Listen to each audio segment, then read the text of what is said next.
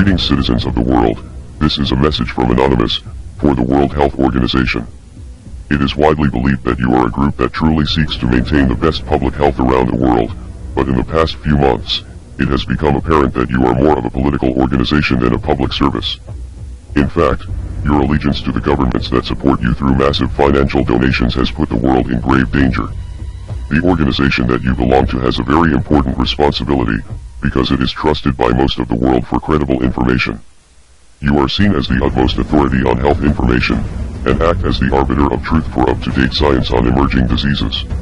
Most media broadcasters, politicians, and health officials around the world have looked to your press releases and news conferences for the most up-to-date scientific information on the growing COVID-19 coronavirus pandemic, and you failed miserably in your duty to protect the people.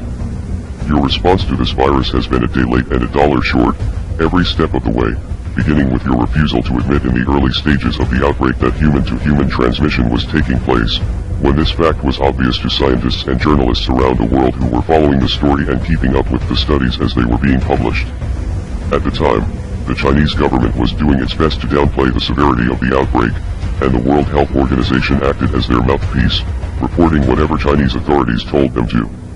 As a result of this guidance, the entire world did not take the threat seriously, because everyone assumed that the World Health Organization could be trusted. Members of the World Health Organization also took months before finally declaring the coronavirus a global pandemic. During press conferences in recent months, representatives of the organization insisted that they wanted to avoid declaring a pandemic prematurely because they didn't want to scare anyone or create a panic.